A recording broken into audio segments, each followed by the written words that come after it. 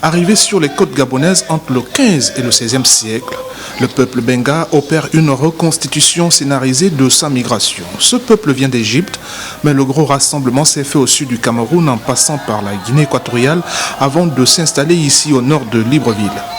C'est donc une page de l'histoire des Bengas qui s'est réécrite au XXIe siècle, non sans rappeler les obstacles de parcours, les grandes batailles menées contre les peuples rencontrés sur leur chemin, et chacune d'elles se concluait par un chant en signe de conquête de nouveaux territoires.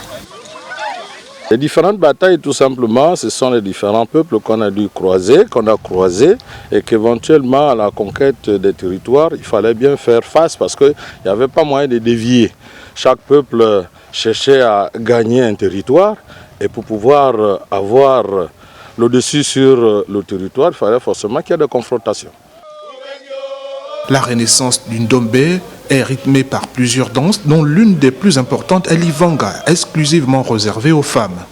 La représentation scénique de la longue migration des Bengas constitue un grand moment de son retour aux sources. Selon le peuple benga, le djembé est une antilope qui, au cours de leur migration, arrivait certainement dans la zone, les informations ne sont pas exactes, mais dans la zone de Logo et Vindo ou un peu avant, où ils cheminaient avec leur frère Kota, et c'est arrivé devant un fleuve, et ayant eu peur de l'étendue du fleuve, qu'ils ont été inspirés par cette antilope, le djembé, qui, la première, a traversé le fleuve, comme pour montrer aux Bengas que le fleuve n'était pas profond.